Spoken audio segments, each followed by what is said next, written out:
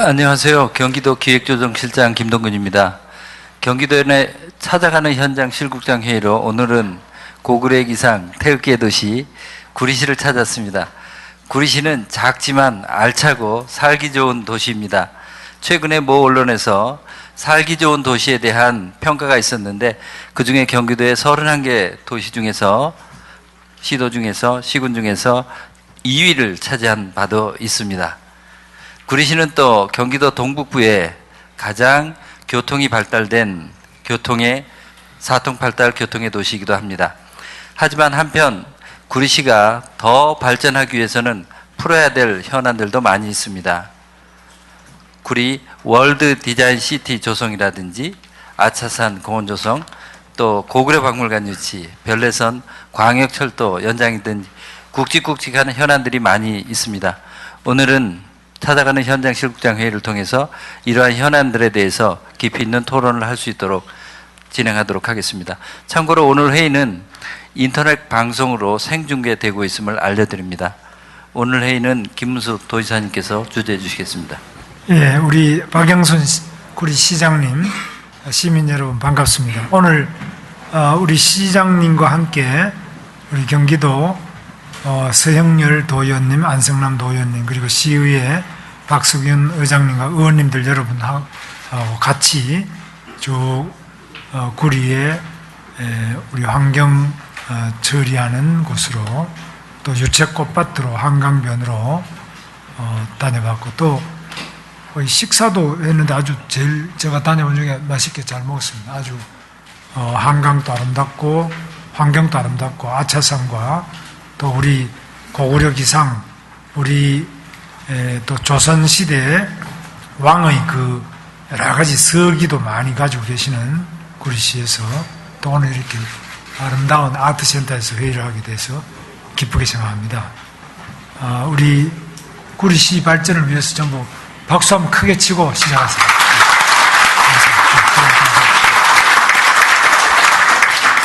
우선 이창년 박사님이 마이스 산업에 대해서 발표를 해 주시겠습니다.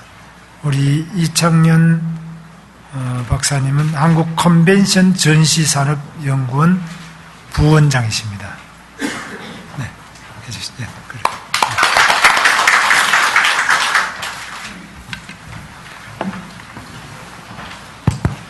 그래. 안녕하십니까. 네, 방금 소개받은 이창현입니다. 제가 이제 오늘 이처럼 뜻깊은 자리에 좀 발표를 하게 돼서 영광이고요. 제가 오늘 발표를 하게 될 주제는 저희 앞에 플래카드를 보니까 이제 디자인과 마이스 산업의 중심 구리, 경기도가 함께 합니다라고 써 있는데요.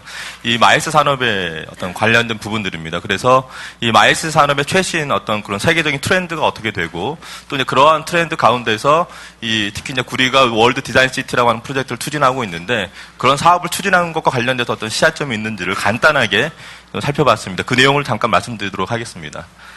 먼저 이제 마이스 산업의 의미 중요성입니다. 여러분들이 잘 아시고 계시겠지만 이 컨벤션 그리고 전시회, 전시 산업으로 대별되는 이 마이스 산업은 특히나 이제 전시 컨벤션 센터와 같은 그 인프라를 기반으로 하고 있습니다. 그래서 실제로는 경기도도 킨텍스라고 하는 전시 컨벤션 센터 인프라를 바탕으로 이 산업에 대한 성장을 도모를 하고 있는데요. 이 산업이 일반적으로 갖게 되는 그런 효과는 이러한 전시회나 컨벤션 개최를 통한 정보 네트워크에 중심으로 그런 도시가 좀 발전하는 데 역할을 하고 있고요. 또한 교육 문화 활동의 활성화, 그리고 무역 상거래에 대한 증진, 그리고 지역 경제 활성화, 그리고 해당 도시가 국제 도시로 성장하는 데 큰 기여를 하는 것으로 일반적으로 평가가 되고 있습니다. 그래서 이 산업의 경제적 효과를 보게 되면 주로 이제 선진국 사례를 좀 말씀을 드리게 되면 미국의 경우에 이제 마이스 산업의 경제적 효과를 지금 2011년도에 국가적 차원에서 실시를 했는데 직접 효과가 2,600억 달러 정도가 되고요. GDP 효과도 한 1,000억 달러 이상 상연합니다. 그리고 최근 좀 이슈가 되고 있는 고용 창출 효과 측면에 있어서도 165만 명이라고 하는 그런 높은 고용 창출 효과를 창출해내는 것으로, 그래서 이렇게 부가가치가 높은 산업으로 평가가 되고 있습니다. 이제 독일의 경우에도 이제 전시 산업만 국한해서 본 수치가 되겠는데요. 독일의 경우에도 이제 전시 산업에 대한 어떤 그런 경제적 효과가 120억 유로에 달할 만큼 높은 경제적 효과를 좀 창출하고 있고, 또 고용 효과 역시 정규직 기준으로 20만 개 이상의 일자리를 창출하는 높은 부가가치 산업으로 평가가 되고 있습니다. 다음으로 이제 이러한 그 세계 마이스 산업과 관련한 최신 동향을 주로 이제 수요와 공급 측면에서 봤는데요. 과연 이 산업이 성장하는 산업이고 앞으로도 지속적으로 성장할 것인가에 대한 부분들인데요.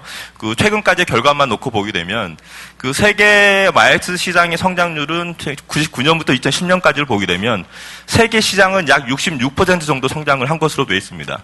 반면에 이제 아시아 지역의 경우에는 세계 성장률보다 높은 약 146%가량의 성장률을 보이고 있습니다.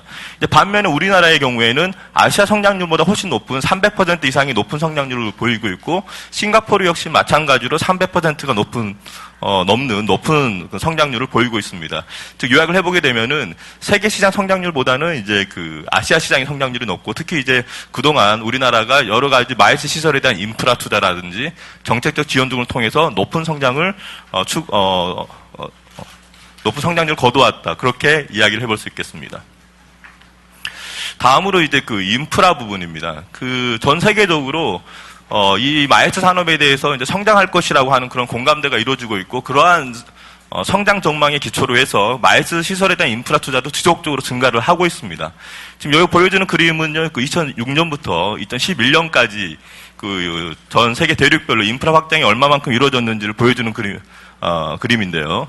유럽이 약 100만 스퀘어미터 정도의 그 전 시장 인프라 확충이 이루어졌습니다. 북미는 40만 스퀘어미터 정도가 이루어졌습니다. 반면에 아시아 태평양 지역에서 180만 스퀘어미터라고 하는 높은 수준의 그 인프라 투자가 있었습니다. 특히 이제 아시아 지역에서 이런 높은 수준의 인프라 투자가 있었던 부분들은 실제로 이 산업의 어떤 성장세와 무관하지 않다고 볼 수 있겠습니다. 그리고 또한 그 최근에 이런 그런 전시 컨벤션 센터를 건립함에 있어서의 이슈는 뭐냐면 단순히 전 시장을 하나 짓는 부분이 아니라 센터 주변을 다양하게 쇼핑이라든지 숙박이라든지 여러 가지 시설이 복합된 형태로 그렇게 복합화하는 컴플렉스 형태로 개발하고 있다고 하는 부분들이 인프라 확충의 특징이라고 볼 수 있겠습니다. 그래서 여기 보여주는 그 사례들은요, 그 마이스 단지 복합 단지와 사례입니다. 그 런던의 경우에는 그 얼마 전에 이제 올림픽이 개최가 되기도 했는데요. 이 엑셀이라고 하는 전시장이 있습니다. 이 엑셀이라고 하는 전시장이 6만에서 10만 스퀘어미터로 확장하면서 주변을 여러 가지 형태의 그 복합 단지 형태로 조성한 사례입니다. 특히 엑셀 전시장 인근은 이벤트 디스트릭트라고 하는 복합 단지 형태로 조성을 해서 차별적 성장을 도모를 하고 있습니다. 싱가포르는 사실 우리나라에 많이 알려져 있는 사례인데요. 싱가포르 역시 마찬가지로 여기 보여주는 것처럼 단순히 전시 컨벤션 센터뿐만이 아니라 우리에게 잘 알려진 마리나 베이 샌즈라고 하는 그런 호텔과 뭐 영화관, 카지노, 뭐 박물관, 쇼핑이나 식당과 여러 가지 것들이 결합된 형태의 컴플렉스 단지함으로써 그 시설 전체의 어떤 부가가치 창출을 높이 꾀하고 있는 그런 사례라고 볼 수 있겠습니다. 다음으로 이제 최근 시드니 사례입니다. 시드니 역시 마찬가지로 시드니라고 하는 시드니의 컨벤션 센터가 있는데요. 그 인근 지역을 실제로 이제 그 복합 단지하는 마이스 복합지구 하는 그런 프로젝트를 민관 협동으로 해서 추진을 하고 있습니다. 네, 그래서 정부 기관과 민간과의 컨소시엄을 통해서 파트너십을 통해서 지금 현재 그런 프로젝트를 추진하고 있는 사례가 되겠습니다. 자, 그 수요 공급 측면에서 간단하게 보게 되면은요, 실제로 그 전 세계적으로 특히 뭐 유럽, 북미, 아시아 태평양 각 그 모든 지역에서 그 전시장 공급 면적은 꾸준히 증가를 해왔고요. 특히 이제 아시아 태평양 지역의 공급 증가가 좀 두드러졌습니다. 반면에 수요 부분을 놓고 보게 되면은요, 이게 순전시 면적 부분이 수요 지표라고 볼 수 있는데 최근에 그런 글로벌 금융위기, 경제위기 때문에 실제 유럽은 연평균 최근 2008년부터 2010년까지 연평균으로 환산하게 되면 약 5% 정도 감소를 했고요. 북미 지역은 3.5% 정도 감소를 했습니다. 그러나 이러한 경제 위기에도 불구하고 아시아 태평양 지역의 수요 부분은 오히려 2% 성장이라고 하는 상대적으로 높은 성과를 보여주고 있는 것이 특징이라고 볼 수 있겠습니다. 그래서 지금 이제 유럽과 미국에 소재한 이제 글로벌 다국적인 그런 전시 기업들이 실제로 아시아 태평양 지역으로의 진출을 최근에 많이 좀 강화하고 있는 그런 추세라고 볼 수 있겠습니다. 다음으로 이제 국내적 상황을 좀 간략히 보도록 하겠습니다. 지금 여기 보여주는 그림이요, 우리나라 전체에 소재한 그 전시장입니다. 이제 경기도에 소재한 킨텍스의 경우에는 전시장이 10만이 좀 넘고요, 회의장도 좀 많이 넘는 규모입니다. 그래서 전체 중에서 가장 큰 규모를 자랑을 하고 있는데 총 12개의 전문 컨벤션 센터와 전시장을 보유를 하고 있고 그 전시장 면적이 약 26만, 회의장이 한 6만 3천 정도로 해서 총 공급 면적은 약 32만 5천 스퀘어미터 정도의 면적을 보유를 하고 있습니다. 실제로 이 시설들이 연도별로 어떻게 건립됐는지 간략히 보겠습니다. 즉 실제로 2000년 전만 하더라도 전문 컨벤션 센터가 거의 없었는데 2000년도에 아셈 정상회의를 기초로 해서 이제 코엑스가 증축을 했고요. 2001년도에는 부산의 백스코와 대구의 엑스코 컨벤션 센터가 건립을 했습니다. 2002년도에 이제 양재동 쪽에 있는 IT 센터가 건립을 했고요. 2003년에는 제주도에 ICC라고 하는 제주 국제 컨벤션 센터가 개관을 했습니다. 그리고 2005년도에 킨텍스가 개관을 했고 더불어서 광주에 있는 김대중 컨벤션 센터 그리고 창원에 있는 창원 컨벤션 센터가 개관을 했습니다. 2008년에는 인천에 있는 송도 컨벤시아가 건립을 했고요. 대전 컨벤션 센터도 2008년에 완공을 했습니다. 그리고 2011년에는 기존 시설들의 확장이 이루어졌는데 킨텍스가 증축을 했고 그다음에 대구에 있는 대구 전시장이 확장을 했습니다. 그리고 2012년에는 베스코가 증축을 했습니다. 보여주는 것처럼 실제로 이 마이스 산업이라고 하는 것은 우리나라에서 의미를 가지는 것은 2000년 이후에 이러한 인프라에 대한 투자 그리고 컨벤션 센터에 대한 건립과 더불어서 실제로 시작되었다고 볼 수 있겠습니다. 그래서 실제로는 산업의 역사는 오래되지 않은 산업입니다. 다음으로 이제 권역별 전시 컨벤션 시설 면적 현황입니다.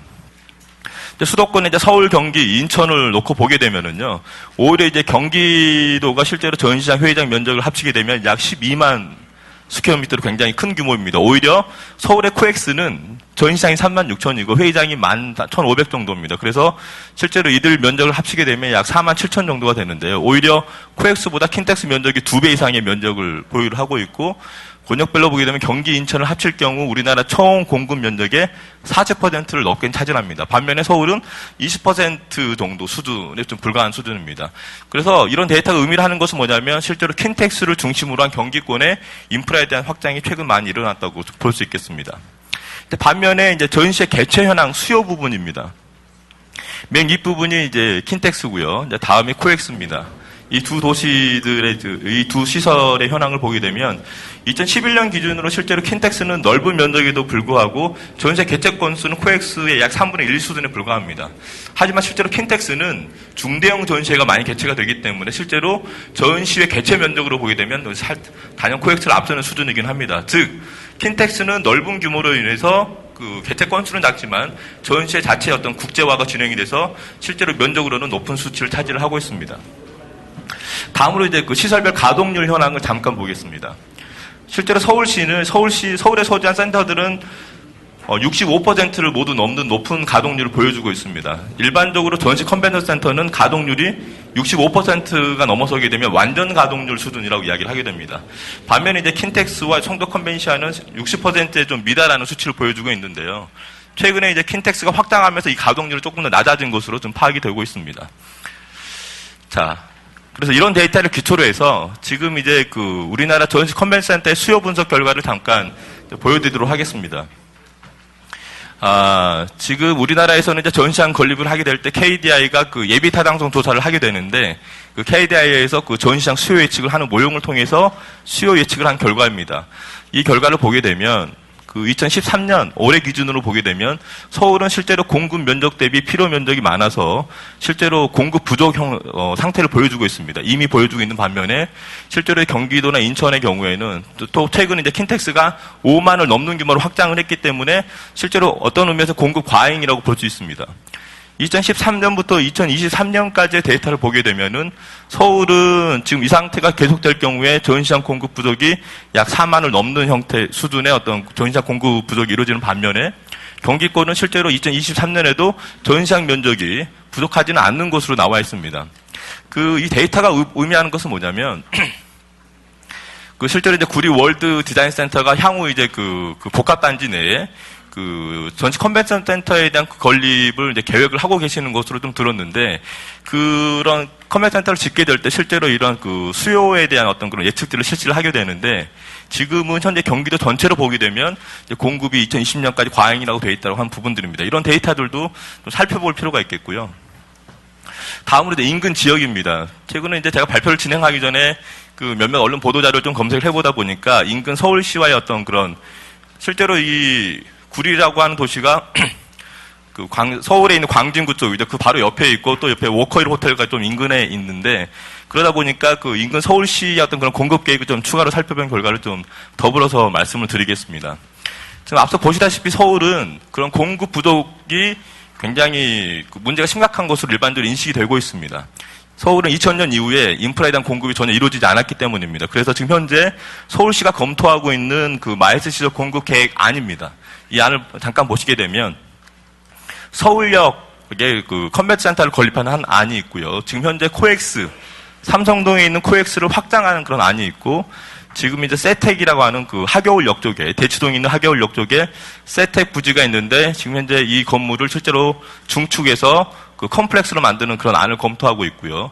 또 이제 중장기적으로 영동권역 일대, 즉, 지금 현재 그 한전 부지, 서울역 코엑스 맞은편에 있는 한전 부지와 잠실 종합운동장까지 아우르는 영동권역 일대를 실제로 그 개발하는 안에 대한 지금 프로젝트를 조만간 시행할 예정으로 있습니다. 그래서 그런 그림들 잠시 보게 되면 서울역이 실제로 이제 사업 주체가 코레일이기 때문에 지금 현재 좀 지체가 되어 있긴 합니다만, 지금 현재 그 서울역의 컨벤션센터 건립 사업 계획안을 가지고 있고요. 다음으로 코엑스도 증축 사업 계획안을 지금 현재 가지고 있고, 좀 세택 무역 전시장이 실제로 그 하겨울역 쪽에 있는데 이 시설을 복합식으로 조성하는 계획안을 지금 현재 검토 단계에 있습니다.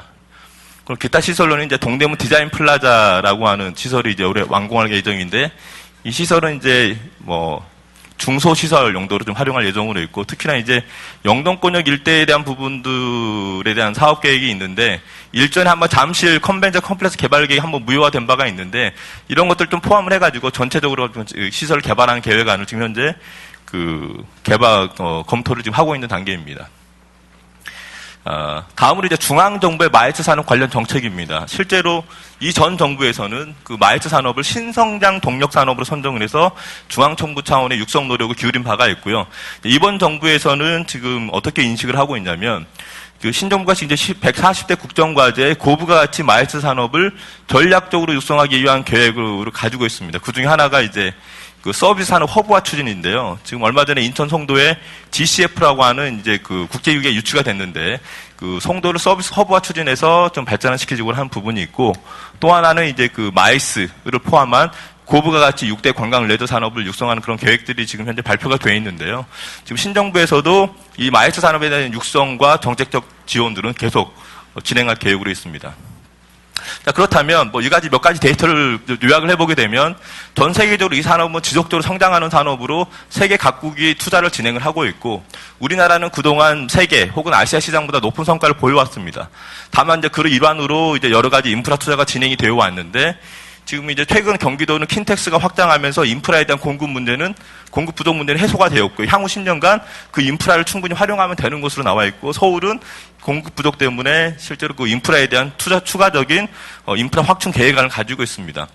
이제 구리에서 만약에 이제 이런 마이스 산업을 도모를 하는 경우에 그러면 어떻게 해야 될까? 뭐 이제 아주 깊은 내용은 나오진 않겠지만, 거기에 있어서 뭔가 좀 우리가 아이디어를 얻을 수 있는 그 해외 사례를 잠깐 말씀을 드리면, 지금 여기 보여주는 도시는 이제 브뤼셀이라고 컨벤션 개최 기준으로 해서 세계 2위의 도시입니다. 이 도시는 어떤 형태의 그런 전략을 취하고 있냐면, 각 지역별로 5개의 컨벤션 디스트릭트를 복합적으로 운영을 하고 있습니다. 그래서 서로 인접한 시설들 간에 경쟁을 하지 않고 서로 보완적으로 서로 이제 시너지 효과를 일으켜서 발전할 수 있도록 각각의 특색에 따라서 뭐 대규모 전시 컨벤션형, 국제회의형, 고위급 회의나 중소회의 및 관광형, 예술관광형, 역사유적 관광형 등과 같은 5가지 형태의 차별적인 디스트릭트를 운영함으로써 그 시설들 간의 어떤 그런 사고 보완적 발전을 도모를 하고 있고, 지나친 경쟁으로 치닫는 것을 방지를 하고 있는 그런 사례가 되겠습니다. 다음으로 싱가포르 사례입니다. 싱가포르 역시 공항 인근에 싱가포르 엑스포라고 하는 킨텍스와 유사한 규모, 즉 10만 스퀘어미터 규모의 전시장이 있고요. 또 도심위에는 기존의 그 선택시티에 있는 컨벤션 센터가 있고, 또 이 인근에 마리나 베이 샌즈가 오픈을 했고요.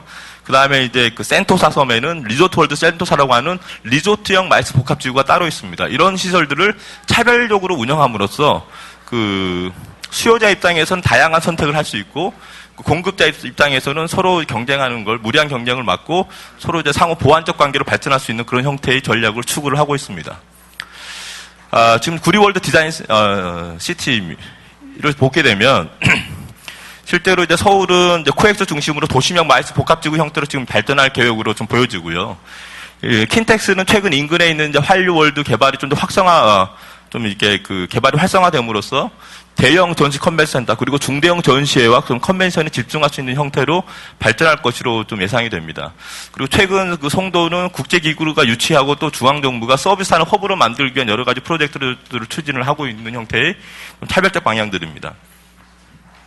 그러면 사실은 또 구리라고 하는 도시, 구리 월드 디자인 시티 자체도 이 지역에 위치를 하고 있는데 실제로 각각이 추구하는 이들 컴플렉스라든지 이들 시설과의 좀 차별적인 발전 전망을 좀 추구를 해야 되지 않을까라는 생각입니다. 특히 이제 경기도 안에서 살펴보게 되면 킨텍스는 인터내셔널한 그런 시설로 볼 수 있습니다. 그 보통 우리가 컨벤션 센터를 보게 될 때 인터내셔널 그리고 내셔널, 리저널 그렇게 구분을 합니다. 그러니까 리저널 센터라고 하는 것은 뭐냐면 지역 내수 중심의 어떤 그런 수요를 커버를 하는 것이고 내셔널은 국가적인 수요 그리고 인터내셔널은 국제적인 수요까지 감안한 부분입니다. 그렇기 때문에 특히나 이제 구리라고 하는 도시는 서울 인근에 있기 때문에 그런 부분들 고려해서 무리하게 좀 대형 어떤 시설 짓는 것보다는 그 자체의 수요가 정말 실질적인 수요가 얼마나 발생할 것인지를 감안을 해서 개발하는 것이 필요하다고 보고요. 일반적으로 디자인 시티와 같은 복합 시설이 들어오게 되는 경우에 그 안에서 발생하는 자연적인 수요는 있을 것이라고 봅니다. 다만 이제 이 시설을 건립한다고 고려를 해봤을 때 과연 수요가 얼만큼, 실질적인 수요가 얼마만큼 있을지 막연하게 나오는 수치보다는 실질적인 행사 각각에 대한 수요하고 건립에 대한 규모에 대한 부분들 연계해서 살펴보는 것이 필요할 것 같습니다. 이상 간략히 마이트 산업의 어떤 최신 동향과 시작점에 대해서 말씀을 드렸습니다. 네, 경경해 주셔서 감사합니다. 감사합니다. 그리고 구리의 그동안 월드 디자인 시티의 구체적인 내용을 한번 보셨죠? 우리 박사님 한번 보셨습니까? 이장현 박사님? 네, 사전에 계획을 보내줘서요. 조감도라든지 몇 가지 히스토리들에 대해서 잠깐 살펴봤습니다. 그거 시장님하고도 말씀 좀 나눠보셨나요? 그렇지는 못했고요. 제가 이제 급히 발표 요청을 받는 바람에 사전에 이제 서면 자료만 간략히 봤습니다. 예, 나중에 한번 보실 분. 혹시 우리 박사님한테 이장현 박사님한테 질문이나 말씀하실 거 있으면 하시죠. 조금 안 가셔도 조금 이따가 가셔도 된다 그러셨죠? 예, 조금. 저는 나중에 할 얘기는 나중에 할 건가요? 예. 다음은 그러면 우리 기획조정실장이 경기도 기획조정실장이 우리 총괄적인 말씀을 좀 하시겠어요? 예, 정책기획관이 대신하겠습니다. 예. 경기도 정책기획관 지성근입니다. 오전에는 구리월드 디자인 시티에 대해서 개략적인 설명을 들으셨기 때문에 세부적인 내용은 생략을 하고 개략적으로 말씀드리겠습니다. 그 위치는 구리시 토평동 이런 개발제한구역이긴 하지만 한 52만 평 정도를 사업 대상으로 하고 있고요. 사업비는 총 10조 원 정도를 예상하고 있는데 부지 조성비까지가 2조, 나머지 이제 민간 개발 사업 관련해가지고 한 8조 원 정도가 투입되는 걸로 이렇게 지금 예상을 하고 있고요. 주요 시설은 구리 월드 디자인 센터, 그리고 호텔, 외국인 전용 주거시설, 그리고 국제학교, 그리고 대학원, 대학 이런 것 등을 추진하는 걸로 지금 계획이 되어 있습니다.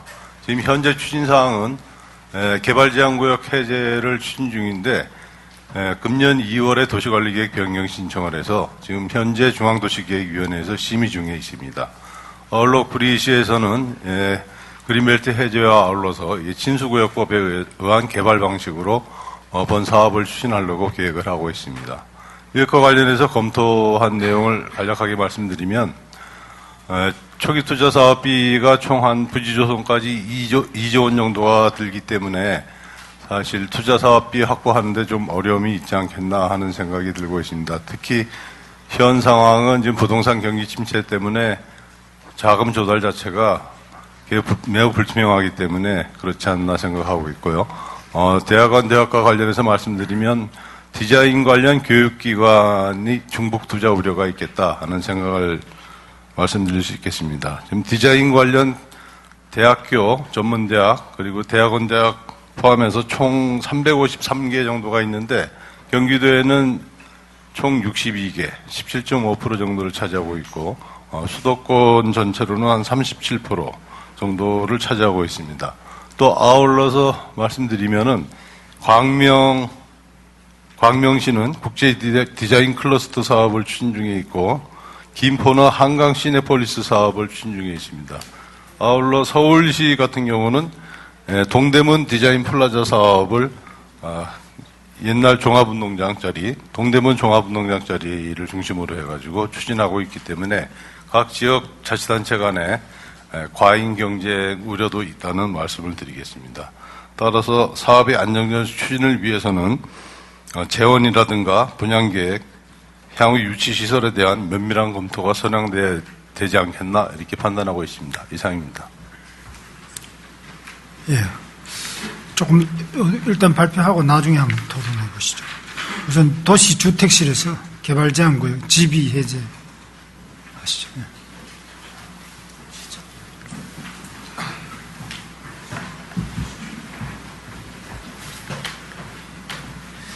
예, 도시주택실장입니다. 저희 도시주택실에서는 이제 개발제한구역 해제 관련해서 보고를 드리겠는데, 앞서 이제 기조실에서 그 관련된 사항을 총괄적으로 보고를 드렸습니다. 그래서 저희 추진 경위는 생략을 하도록 하고, 다만 이제 그 사업 부지가 개발제한구역으로 되어 있기 때문에 그 부분에 이제 그 해제 신청하는 거는 이제 금년 2월에 국토부에 신청이 돼 있는 상태고요. 금년 6월부터 이제 본격적으로 중앙도시계획위원회 심의가 진행될 것으로 보고 있습니다. 다만 이게 이제 개발제한구역 해제하고 친수구역 지정이 연계돼서 같이 검토가 될 것 같습니다. 그래서 기조실에서도 보고 드린 것처럼 이 사업성 분석이라든가 그런 부분들이 좀 철저히 검증이 돼서 관계기관에도 좀 설명이 되는 게 선행이 되어야만 그 중도위 통과도 원활히 될 거로 보여집니다. 저희 도시주택실에서도 개발제한구역이 해제될 수 있도록 최선을 다하도록 하겠습니다. 네. 그 다음에 우리 수질 정책에 대해서 팔당본부 말씀. 네, 경기도 팔당 수질 개선본부장 손성호입니다. 구리 월드 디자인 시티 전략 환경 영향 평가 및 수질 정책에 대해서 보고드리겠습니다. 현재 국토교통부에서는 전략 환경 영향 평가서 초안에 대한 환경부 조회 의견을 조회 중에 있습니다. 그래서 취수원에 미치는 영향 등을 서울시와 사전 협의해서 동의를 받도록 의견을 제시한 바 있습니다. 현재 서울시 입장은 서울시 상수원, 잠실 수중보 유해 상수원에 대한 수질 악화 및 물용 부담금 지원 취지에 배치되므로 개발에 반대한다는 입장이고요. 지난 4월 30일 날 서울시 의회가 구리 월드 디자인 시티 친수구역 추진 중단 촉구 결의안을 채택한 바 있습니다. 우리 경기도에서 지원 방안은 수질에 미치는 영향을 분석해서 서울시 및 서울시 의회에 적극적인 이해와 설득을 추진토록 추진 중에 있고요. 조금 전에 구리타워 전망대에서 구리 박영수 시장께서 설명한 바와 같이 환경생태계획 수립 용역이 완료가 되었고 수질 모델링 용역이 서울시립대에서 완료한 바 있습니다. 이 결과를 가지고 현재 구리시에서 서울시와 협의 중에 있고 서울시에 협조 요청 공문을 2013년 5월 10일 발송한 바 있습니다. 구리 하수처리장 16만 톤에 대한 방류수지를 생물화학적 산소 요구량인 BOD를 10ppm에서 5ppm 이하로 개선을 하고 계획지구내에 발생되는 2만 5천 톤에 대한 일일 하수 처리수를 제2용 ITRIPL 시스템을 도입해서 거의 정수준에 해당되는 생물화학적 산소 요구량 BOD 3ppm 이하로 처리할 계획으로 있습니다. 또한 비조 모여모는 식생수로 등을 설치, 생태연목, 장자못을 통해 저감 방류할 계획으로 수질에 미치는 영향은 없는 것으로 판단되고 있습니다. 우리 경기도에서는 양측의 입장을 조화롭게 해결될 수 있도록 적극 지원할 방침이며 환경부와 서울시 등에 방문을 해서 적극적인 협조를 간구토록 하겠습니다. 이상 보고를 마치겠습니다. 예, 수고하십니다. 다음에 우리 건설본부 진수구. 네, 경기도 건설본부장 김남영입니다. 구리 월드 디자인 시티 친수구역 지정 추진 사항에 대해서 보고드리겠습니다. 이해를 돕기 위해서 친수구역은 국가 하천 경계로부터 양한 2km 범위 지역을 50% 이상 포함하는 지역에 난개발을 방지하고 오염원을 정비 복원하는 사업이 되겠습니다. 따라서 특히 이 친수구역 활용에 관한 특별법이 2011년도에 제정이 돼서 시행하고 있습니다만은 특별하게 개별법에 의해서 추진되고 있는 개발 사업에 대한 법령이 굉장히 어렵고 힘들어서 관련 법령 29개 법령이 전부 이 법에 의제 처리됩니다. 그래서 절차가 대단히 간소화되게 처리된다는 말씀을 드립니다. 그간의 추진사항을 보고 드리면 구리시장님께서도 아까 현장에서 직접 다 말씀하셨지만 그건 생략하고 시에서 이제 그건 제안해서 생략합시다. 현재 지나간 거는 국토부에서 절차가 이행 중에 본부장 있습니다. 지나간 거는 생략하고 협의기관에 본부장님. 대한 의견을 말씀. 본부장님 네. 그 지나간 거는 생략하고 그 예, 의견 추진사항은 생략하겠습니다. 짧게 지금까지 협의된 의견을 보면 환경부에서는 대체적으로 서울시의 암사 구의 취수장이 하류에 1.5km와 3.9km 위치해 있고 상수원 보호구역과 550m 정도 근접해서 수질 보전 측면에서 바람직하지 않다라는 의견을 제시됐고 치수원에 미치는 영향을 최소화하기 위해서 환경 영향 저감 방안을 시행해야 되겠다. 서울시와의 협의와 동의가 필요하다는 의견이 와 있습니다.